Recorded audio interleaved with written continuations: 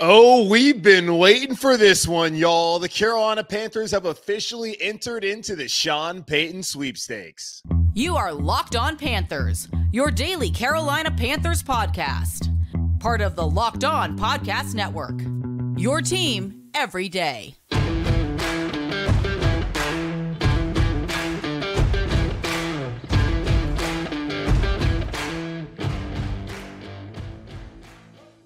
Welcome into another edition of the Locked On Panthers podcast, a part of the Locked On Podcast Network. I'm your host, as always, Julian Council, talking Carolina Panthers with you every Monday, Tuesday, Wednesday, Thursday, and Friday. Your team every day. That's what we do here on the Locked On Podcast Network. Make sure to watch our show and subscribe to our show over on our Locked On Panthers YouTube channel. You can also check us out wherever you listen to your favorite podcast. Just be sure to rate, review, and subscribe so you never miss a single edition of the Locked On Panthers podcast. And be sure to follow me, Julian Council, on Twitter at Julian Council, because every single Friday I answer your weekly Friday mailbag questions here on the show. To participate in this week's edition of the weekly Friday mailbag on Locked On Panthers, either at me or DM me over on Twitter at Julian Council. Today's episode of Locked On Panthers is presented by Prize Picks. Prize Picks is daily fantasy made easy. Pick 2 to 5 players, and if they score more or less than their Prize Picks projection, you can win up to 10 times your money on your entry. First-time users can receive a 100% instant deposit match up to $100 at promo code Locked On. That's prizepicks.com, promo code Locked On. Good to be back after a one-day hiatus. Sorry for not having a Monday episode. Of course, it was MLK Day weekend, and I had to go on a bachelor party on a cruise to the Bahamas. Now, we did not go to Nassau because allegedly it was too windy for them to dock. So for the safety of everyone involved, they couldn't do that. So I was stuck at sea for an entire day until Sunday. First and last time I will ever go on a cruise, but happy to celebrate my boy as he is getting married here in April. But certainly traumatized by the experience of the cruise liner that I was on this weekend. Man, that food was terrible. Well, you guys not come here to listen to my thoughts on the cruise. I will not say who it was. But I'm going to move on, and I'm going to talk about the Carolina Panthers because there has been much that's gone on and much to discuss on today's show as David Tepper is still in search. I put that in quotes of a head coach because it feels like he's already made up his mind, but we'll get into that a little bit later as the one man we've been waiting for to enter the fray has finally entered the fray here, the Carolina Panthers coaching search, and that is former Saints head coach Sean Payton. As on Sunday afternoon, the Carolina Panthers received permission from their division rival New Orleans Saints to interview Sean Payton for their head coaching job, and Sean Payton was very open and honest about his thoughts of going elsewhere as a head coach and being traded, at least his rights being traded to a team so he can coach in 2023 when he was speaking to Colin Cowherd on Fox on Monday afternoon, saying that he's set to talk to not only the Carolina Panthers this week in New York City with owner David Tepper, but he's going to speak with the Denver Broncos, where he's been considered as the favorite to get that job for a while. He's going to speak with the Houston Texans. Now, there's thoughts out there, and it's not even just thoughts. It's pretty much the worst kept secret in the league. But Sean Payton wants to stay in LA and wants to coach the Chargers. But according to Jim Trotter of NFL.com, we spent a long time in San Diego covering them back when they were in San Diego. Of course, now they're in LA, but he spent a long time covering that team and an ownership group. And he says he does not see them firing Brandon Staley, who's gone 9-8 and 10-7 his first 2 years at the helm as a head coach there in LA with the Chargers. But we do see what happened on Sunday and the loss there when they were up 27-0 against the Jacksonville Jaguars. Maybe Sean Payton can go in there, maximize Justin Herbert. But as of right now, that is not an option. So Sean Payton's options, according to him, are the Houston Texans, the Denver Broncos, and the Carolina Panthers. All 3 teams he's going to speak with this week. Now, the biggest hang-up with Sean Payton, for me, maybe you, and some other people out there, is the compensation and what it's going to take to pry him away from New Orleans Saints control and to become the head coach here or elsewhere. According to Sean Payton, who's had conversations with New Orleans Saints general manager Mickey Loomis, who's a longtime friend of his, he believes that the compensation this year would be a mid or late first-round pick. Now, of course, there's different ways that they could arrive to a deal, and every team has different ammunition. He also believes that next year, if he's still available, that the compensation would go down. But the Carolina Panthers, I sure hope, aren't in the coaching search next year if Sean Payton is available. That surprised me, honestly, because when I've looked at this the whole time, I've felt like, especially for Carolina, and I don't really change my opinion on this, it's going to take the 9th overall pick to get Sean Payton.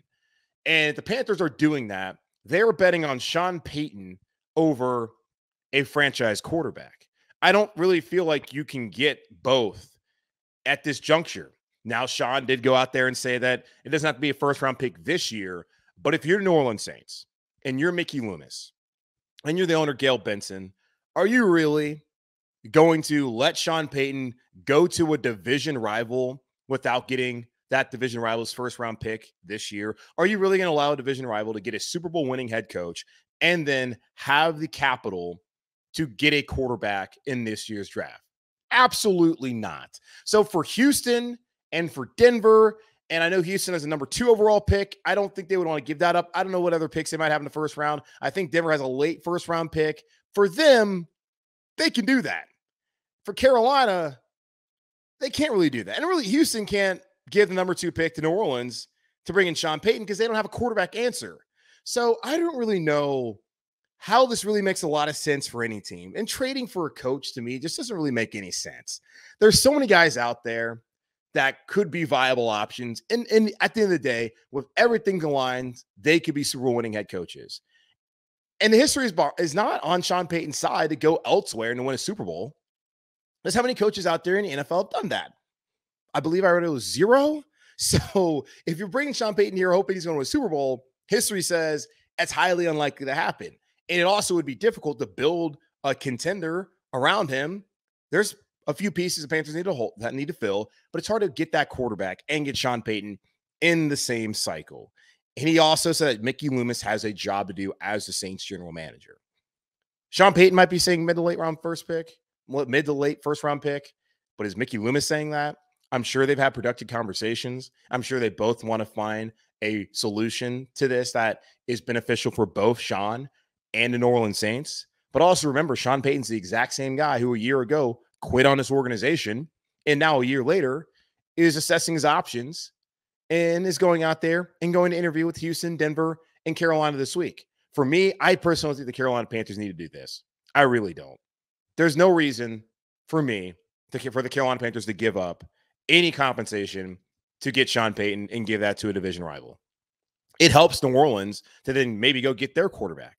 Where at this point in time, the Saints aren't really in position to draft somebody who could be the franchise. They're going to have to go back out there and see if maybe Derek Carr could help them or Jimmy Garoppolo, whoever else may be available this offseason. So don't help the Saints. If anything, Carolina not going after Sean Payton continues to weaken that team because they're not going to have Sean Payton. They're also not going to have a quarterback. Where if you trade for Sean Payton, have to give up the number 9 pick this year, that puts them in a position to where maybe they can trade up, get their guy, and then they can hope that Dennis Allen and the rest of that roster, healthy next year, can bounce back and be a good football team. So, no, I'm not on board with Sean Payton coming to Carolina. I've never really looked at it as a viable option. I know it's been a couple months since I had that conversation with Roman Harper, who is, of course, former Carolina Panther, still lives here in Charlotte, works in the SEC network, but we know him more as a New Orleans Saint, and he said he didn't see that happening with Sean. I've never believed it was a real option for the Carolina Panthers. Yeah, he's going to talk to Carolina. Jim Caldwell talked to Carolina. He ain't a real option. Frank Reich talked to Carolina. Doesn't seem like he's going to be the head coach. So Steve Wilks also spoke to Carolina.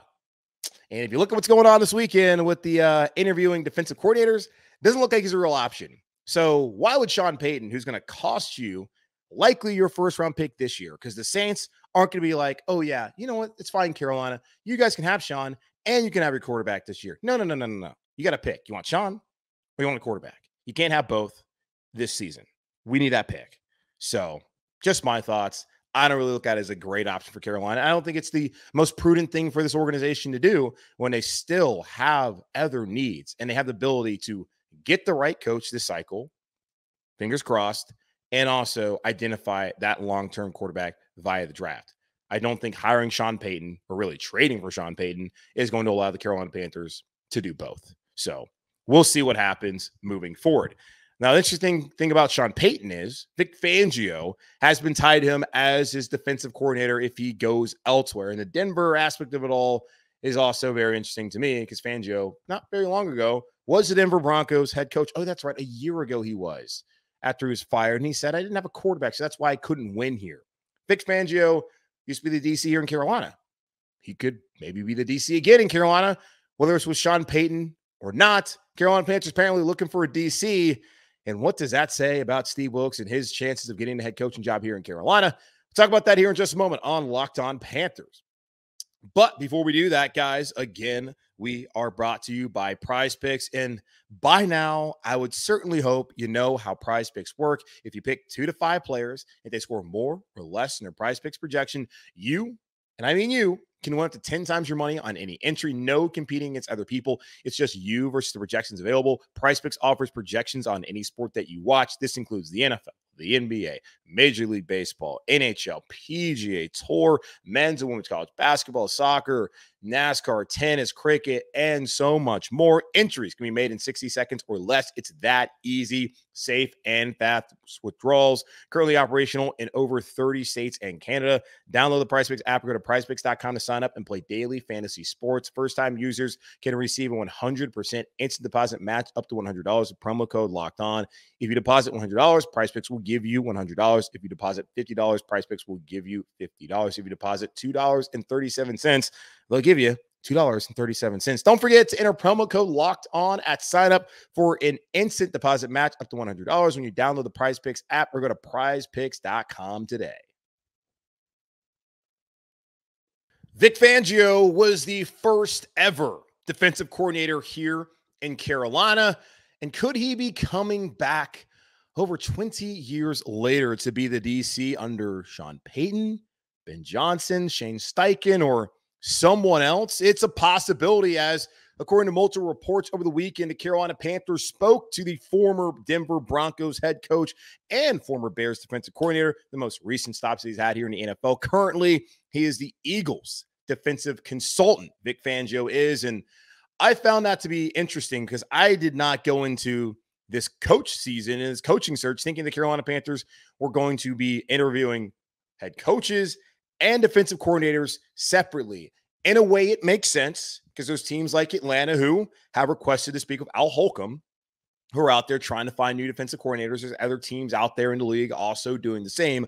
I've always looked at it as, hey, if you have a head coach opening, why don't you allow that head coach then to go bring his own staff? But then again, the best defensive coordinators out there on the market may not be around later on in January, and David Tepper is trying to kill 2 birds with 1 stone early on here in January. He might have a DC lined up before he has a head coach. Now, you're probably wondering, Julian, how does that work out? How can you just hire a defensive coordinator and then bring a head coach in and be like, hey, this is your DC? Because what if they don't have a relationship with the guy? Well, you look at Vic Fangio. Where's he at right now? Philadelphia. Who interviewed over the weekend with Carolina? Shane Steichen. So Shane Steichen becomes the head coach here in Carolina. He already knows Vic Fangio, and that can work out. And Vic Fangio is not the only guy who the Carolina Panthers have talked to, or want to talk to, rather, as far as their DC opening. They've also requested permission to speak with Jets secondary coach Marquand Manuel, who spent time in Seattle with Scott Fitterer, who is going to fit the defensive philosophy that they had in Seattle that also fits the way Scott Fitterer has been drafting, in particular, players in the secondary and signing players in the secondary to fit the scheme here in Carolina. They've also want to speak with Saints DB coach Chris Richard, who's also, I believe, the co-defensive coordinator there. He spent time in Dallas before going to New Orleans the last 2 years and spent a long time in Seattle as both a player and a staffer with, yes, Scott Fitterer there on staff. So at the very least, if Fangio comes here and say the Panthers get Sean Payton, well, Sean Payton has already talked about having Vic Fangio as his DC. I don't really know how it would work out in Denver. I feel like I've read that maybe he would be okay with it. It's a different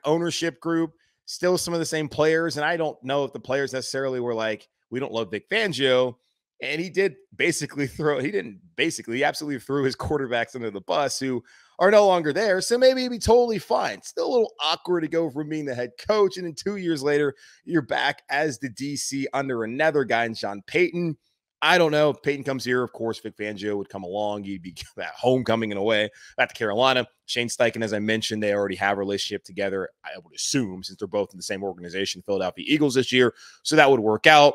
And at least Richard and Marquand Manuel would both be on the same page of Scott Fitterer, who I think is obviously having a huge impact on who becomes the head coach here in Carolina. Another thing I would say, too, about the Fangio aspect of this, think about what the Rams did when they hired Sean McVay, who was young, up-and-coming head coach, brilliant offensive mind, who was hired to be a play caller. Like, hey, you're going to be the head coach, but also we want you to call plays. And we've seen certain situations, it's very hard to juggle all that. And oftentimes, these coaches really can't handle it. But Sean McVay has had a real success doing that because he's had guys as his defensive coordinators in Wade Phillips, who was his first DC for the first 3 years with the Rams, who helped him go to a Super Bowl and their losing effort to New England. But he was the head coach of the defense. He had head coaching experience before. He had been in the league for so long that it helped Sean McVay, who still had been around for a while, but hadn't really been in that kind of a role, be able to come in, focus on the offense, still be able to lead the entire organization as its head coach, but not have to be overly concerned about how things are going over on the defensive side of the ball because you have an old, wise veteran coach in Wade Phillips. So the Panthers are going to bring a guy like Ben Johnson, who we talked about his offensive innovation. They're going to want to have him call the plays because I don't think you're necessarily hiring a Ben Johnson or a Shane Steichen or any of these other OCs that have quarterback backgrounds and not asking them to call the plays. Because that certainly seems like what they want the setup to be. And David Tepper has already shown that he is not immune to wanting that to happen as you look at Ron Rivera's final year here in Carolina, where he felt like it was better that Rivera was both the head coach and the defensive play caller. It did not work out as the defense was old and injured and still not very good in that final season in 2019. But maybe it works around this time with a hand-picked quarterback, likely a rookie, and in a young head coach who can still call the plays like in Ben Johnson's case, but you then have an older veteran like Vic Fangio who has head coaching experience and also coaches up some great defenses. And let's also remember too, Fangio was up there in Chicago before he got the Bears job, or the Broncos job rather, with Matt Nagy, who came from Kansas City and ended up not having success at the end of the day in Chicago, but he went to the playoffs with Fangio. They went 12-4 with Fangio. Then once Fangio left, things kind of fell apart there. The GM wasn't great. Ryan Pace, the quarterbacks didn't really work out with Mitch Trubisky. Then Justin Fields, it was basically over by that point in time anyways. But you have to wonder possibly, especially Bears fans, that had Vic Fangio stuck around, might have things worked out better for Matt Nagy? Or is it just like, oh, well, they didn't have a quarterback, so it doesn't matter anyways? Just a thought out there that maybe it works out. So I do think it's a good marriage to have a Ben Johnson and a Vic Fangio together. If that's what they want to do, have the young OC, who's young head coach, who has an OC background, quarterback background, who's going to call the plays. And then he doesn't have to worry about the defense because he has a guy who's a great DC and has also been a former head coach, and that can really help him come along. Now, I've already gotten a question via my DMs at Julian Council on Twitter being like, why would we be talking to these DCs? Like, do you not trust the head coach? Like, do you need someone to hold his hands? It makes a lot more sense to do this opposed to being in a situation where they were with Matt Rule, where it wasn't until this offseason or last offseason where he got guys of NFL head coaching experience in McAdoo, in Wilks, and finally had more of a veteran staff. Don't wait. Do it early. Ron Rivera wishes when he first got here that he would have hired someone who had NFL head coaching experience. Why not try and find a veteran head coach who's no longer a viable option, or at least not an option for you, to be here as a DC to help a young coach like Ben Johnson, is that if that's what the Carolina Panthers want to do, or Shane Steichen as well. And of course, yes, the obvious with Sean Payton, if that works out in the end for Carolina. Now, what this does tell me though, and it's already kind of felt obvious since really last Tuesday when we saw the Panthers want to talk to Ben Johnson, the Lions OC, and Shane Steichen, the Philadelphia Eagles OC, and also want to talk to Ken Dorsey, the Bills OC, and all these other OCs that all coincidentally had backgrounds as quarterbacks that Steve Wilks ain't getting his job, y'all. And when they're interviewing defensive coordinator candidates and Steve Wilks is DC and Al Holcomb is already going out there and looking at his other options in Atlanta with the Falcons, seems pretty damn clear to me that Steve Wilks is just not going to be the head coach here in Carolina. It's a damn shame. It's not over yet. Still possible, but it's hard to envision that being the case considering the backgrounds of the coaches that David Tepper's wanted to talk to and in the DCs and their relationship with the organization and how it probably doesn't fit Steve Wilks being here next season in Carolina as the DC or even the head coach. So we'll see how it plays out, but it feels like it's already over. And why does it feel like it's already over? Because there's a candidate who has not even interviewed in Carolina, but somehow is the favorite. How does that work? We'll talk about that here in just a moment on Locked on Panthers. And, well, I found out that this guy was the favorite because of our friends over at Bet Online that put the odds out last week on the next Carolina Panthers head coach. 5-1, Ben Johnson. That's what it opened up as. Don't know where it's at yet. Maybe I'll get an update on that tomorrow or later on this week. But betonline.net is your number one source for sports betting info, stats, news, and analysis. Get the latest odds and trends for every professional and amateur league out there, from the NFL playoffs to the NBA and college basketball and all the sports out there. They've got it at betonline.net. And if you love sports podcasts, which you probably do since you're listening to one right now, you can even find those at BetOnline as well. They're always the fastest and the easiest way to get your betting info. Head to the website today or use your mobile device to learn more. BetOnline, where the game starts. So how is Ben Johnson the favorite to get the job when he hasn't even interviewed yet? That's been the talk around the league the last week, that Ben Johnson to Carolina, that's probably the most likely scenario of how things are going to work out. And I told y'all, I was surprised when I saw Ben Johnson had the top odds, according to betonline.net, to be the next head coach of the Carolina Panthers at 5-1. I did not see that coming. I knew that he would get an interview. I knew that he would be a candidate. I just didn't expect that the Lions offensive coordinator, who, hell, he turned him into a top 5 offense this year with Jared Goff, was going to be the top choice for David Tepper. And this has been a sentiment that's been shown not only in Vegas, but by NFL insiders alike, like Jonathan Jones, who used to cover this team intimately here in Carolina for the Charlotte Observer. Now he's the lead insider there with CBS and on the NFL Today. And he said on Sunday that right now, Ben Johnson is the favorite, which led me to text somebody and ask them that exact question.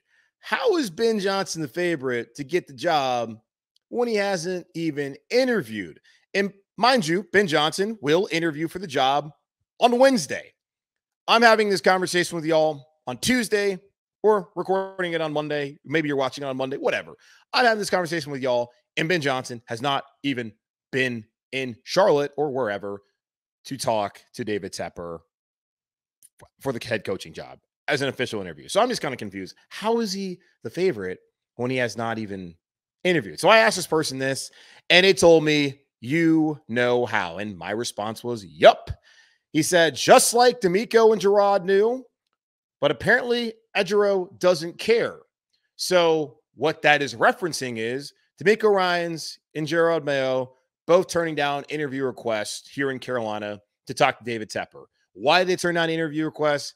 Because like me and all of you, they've seen who David Tepper is actually interested in talking to. Because all these teams make it very clear who the top candidates are for this job when they put out their initial list of interview requests. We're going to see those in the first couple of days. And it was not very long ago. I think it was a Friday mailbag episode I was talking to y'all about. And I think it maybe came out on Thursday that they had put out the interview request for D'Amico Ryans. But it still got to a point in the week last week where I'm like, why hasn't D'Amico Ryans gotten a request? Why aren't they talking to Gerard Mayo? Why haven't they talked to Ejiro Evero? Like, what's going on here? Why have these guys not gotten consideration when you have a fantastic defense and core and they're getting opportunities elsewhere in the league to interview? Like, why would you not want to talk to him? Why would you cut off all your options to just offensive guys and not talk to any defensive guys? Like, why is it that you're just so pigeonholed to, we have to have an offensive coach?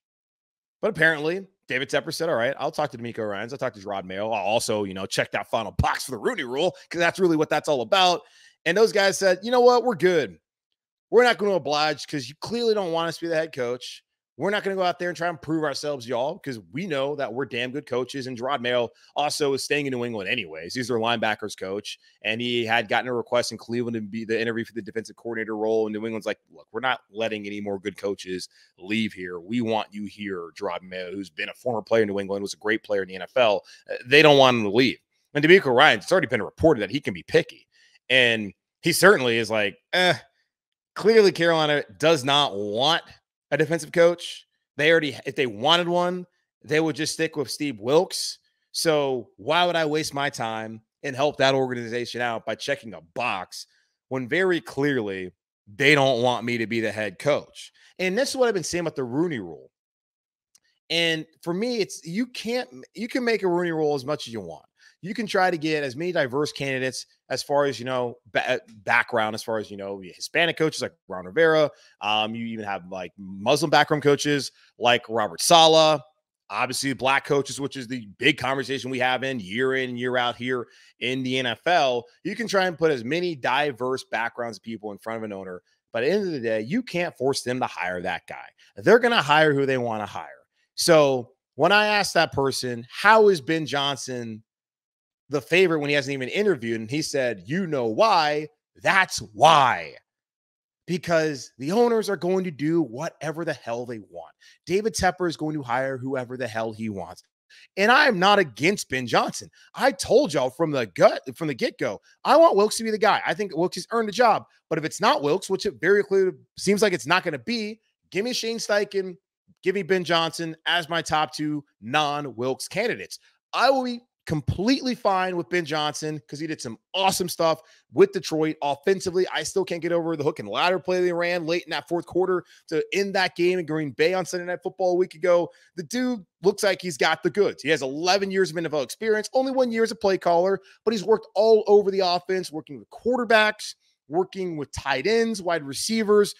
So certainly the dude knows how to put together an offense. And there has to be a question of, when you look at the remaining teams in the playoffs, I of course, I'm recording this before Monday Night Football, so I don't know what's going to happen with Tampa Bay and Dallas. But either way, 6 or 7 of the final 8 teams in the NFL are going to have offensive coaches.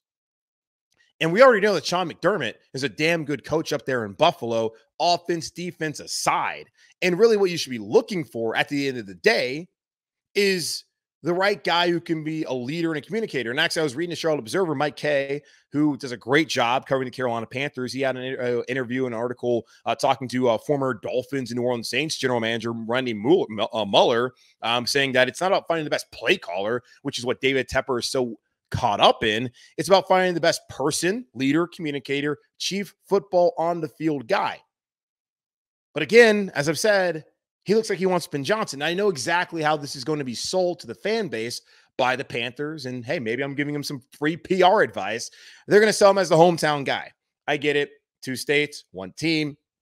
Always to me, the Panthers are Charlotte's team. That's where they play. But of course, I'm not going to sit here and gatekeep and say, oh, if you live in wherever, you can't be a Panther, because I'm not saying that at all. But it's Charlotte. It's the team's located in Charlotte. Team's here because of how big the city is, and whatever. But and some of the other things. But still, like, he's going to sell him as the hometown guy. Born in Charleston, went to high school in Asheville, played, sat really on the bench, held a clipboard in Chapel Hill under Butch Davis. That's how they're going to sell him. When really the hometown guy is Steve Wilks, who's been here before when the team won under Rivera and then helped to resurrect what looked like a season dead on arrival in the final 13 weeks. It had him on the doorstep of the playoffs.